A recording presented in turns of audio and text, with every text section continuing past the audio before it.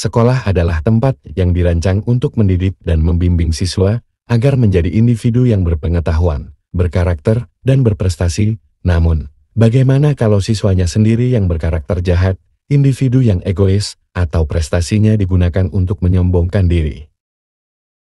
Assalamualaikum warahmatullahi wabarakatuh. Hari ini kita akan kembali membahas kejadian-kejadian yang mengerikan, kisah nyata yang terjadi di muka bumi ini. Kisah yang begitu keji ini terjadi di Sampang, Jawa Timur pada tahun 2018 silam.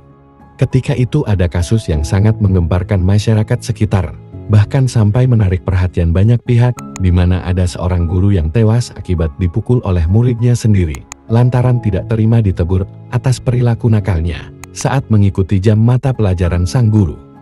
Kejadian ini benar-benar sangat disayangkan, karena berhubungan dengan moral seorang murid. Bagaimana cerita selengkapnya tentang kasus yang satu ini? Yuk kita simak di kisah nyata.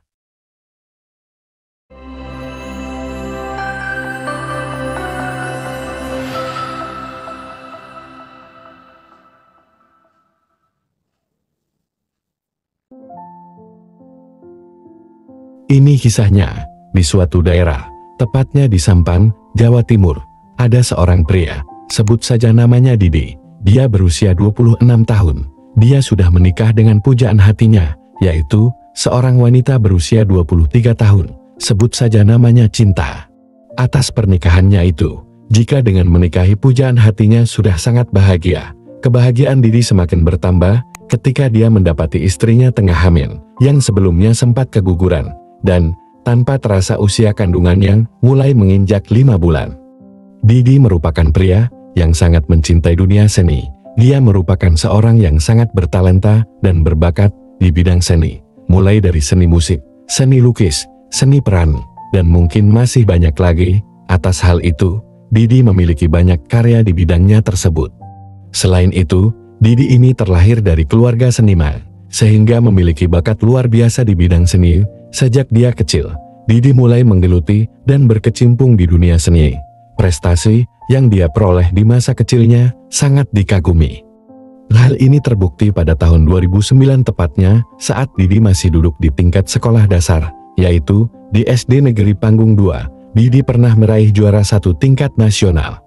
Meskipun Didi sudah berbakat sejak kecil, dia tidak cepat berpuas diri. Dia terus belajar, mengasah, dan mengembangkan bakat seninya. Hari demi hari sudah dilalui. Pada akhirnya dia memutuskan untuk sekolah tinggi, alias kuliah di Universitas Negeri Malang. Pada masa itu, dia bergabung dan aktif di kelompok-kelompok teater dan grup musik di bawah naungan organisasi Himpunan Mahasiswa Islam.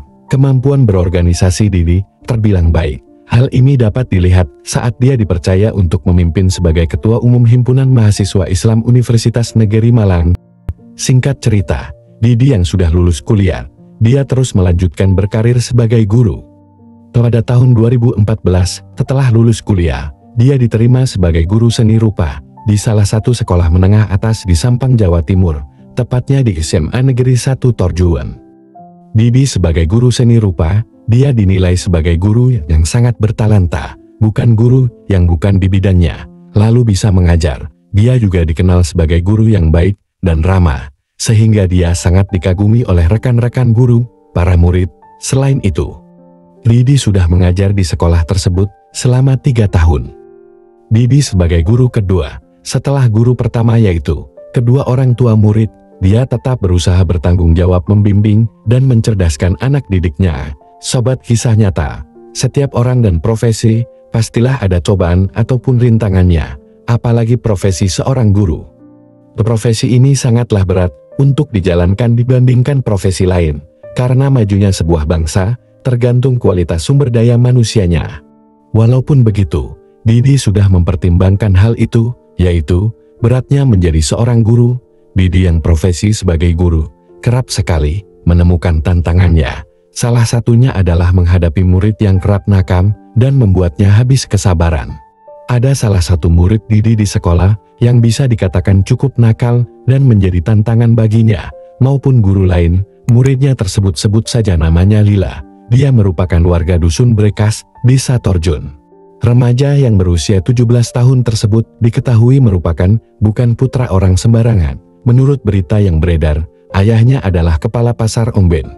Lila juga diketahui sebagai murid berprestasi, khususnya di bidang olahraga bela diri, yaitu pencaksilat.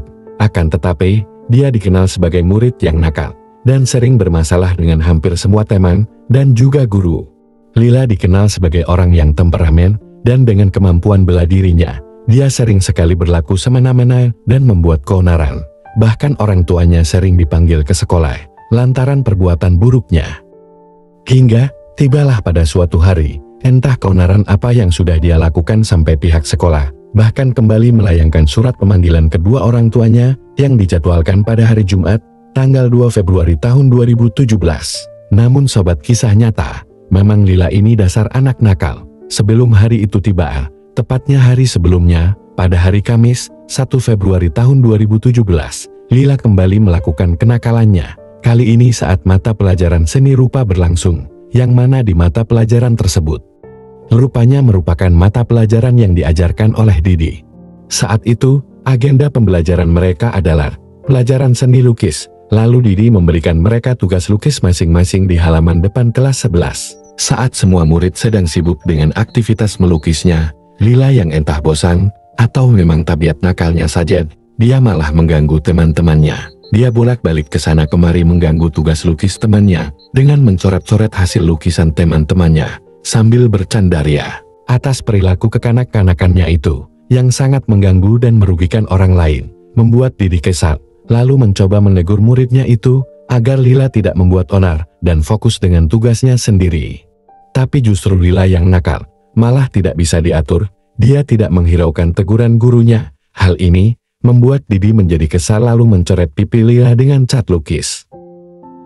Di sisi lain, Lila yang mukanya dicoret, dia merasa malu dan tidak terima, sehingga Lila melontarkan kata-kata yang tidak pantas terhadap gurunya, yaitu, Didi. Hal itu membuat Didi merasa direndahkan sebagai seorang guru, sehingga Didi kembali menegurnya, sambil hendak memukulnya dengan kertas absen. Namun belum sampai kertas absen tersebut mendarat di tubuh Lila, Lila menangkisnya, lalu dia langsung memukul balik Didi di bagian pelipis sebelah kanan Didi. Seketika Didi jatuh dan tersungkur, meski saat itu terlihat tidak ada luka yang ditimbulkan akibat pukulan dari Lila. Namun Didi merasa sangat kesakitan atas pukulan muridnya yang merupakan ahli bela diri. Sudah pasti pukulannya kencang dan terarah. Keributan itu pun membuat para murid dan guru menjadi heboh. Mereka ramai-ramai langsung melerai dan menahan agar murid pembuat onar, yaitu Lila, tidak sampai bertindak lebih nekat terhadap Didi. Setelah kejadian itu, dia pun pulang lebih cepat dengan wajah yang lebam. Tak luput dari kekhawatiran sang istri. Ketika tiba di rumah, Didi menutupi kejadian itu. Dia pun meminta untuk istirahat lebih cepat, dengan harapan saat bangun tidur, kondisinya sudah membaik. Beberapa jam kemudian, Didi terbangun dari tidurnya, karena merasa tidak nyaman dengan kepalanya. Yang tak lama setelah itu, dia pun tiba-tiba muntah-muntah, dan dia pun pingsan, alias tidak sadarkan diri. Melihat hal itu, pihak keluarga segera membawa Didi ke Puskesmas Jrenggit, Kabupaten Sampang, tepat pada pukul 15. Namun, rupanya sesampainya di puskesmas, pihak puskesmas tidak mampu menangani kondisi Didi yang saat itu sudah sangat parah. Sehingga dia pun dirujuk ke Rumah Sakit Umum Dr. Sutomo Surabaya. Didi yang dibawa ke rumah sakit langsung diperiksa. Saat diperiksa, dokter mendiagnosa bahwa Didi mengalami mati batang otak, sehingga semua organ tubuhnya sudah tidak berfungsi lagi. Dan dokter juga memprediksi hidup Didi sudah tidak lama lagi. Pada akhirnya, sekitar pukul 21.40 menit, Didi bertemu Tuhan Yang Maha Kuasa.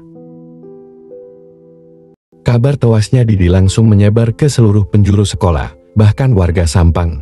Mereka ikut sedih, terlebih mereka merasa miris dengan kejadian tersebut, di mana seorang murid memukul gurunya sampai meninggal dunia. Walaupun mungkin di awalnya si murid tidak berniat seperti itu, namun memukul guru karena alasan ditegur atas kelakuan nakal yang dilakukannya saja, sebenarnya sudah sangat kurang ajar. Apalagi ini, sampai meninggal dunia. Singkat cerita, pada hari Selasa tanggal 6 Maret tahun 2018, Lila dijatuhi vonis hukuman 6 tahun penjara di Pengadilan Negeri Sampang Purnama. Pihak keluarga Didi serta masyarakat merasa kecewa atas keputusan itu, di mana mereka berharap pelaku dihukum berat. Walaupun di saat itu dinilai di bawah umur, namun dia adalah orang yang terkenal nakal dan arogan. Sobat Kisah Nyata, bagaimana dengan cerita kali ini? Apa yang bisa kita ambil dari kisah ini?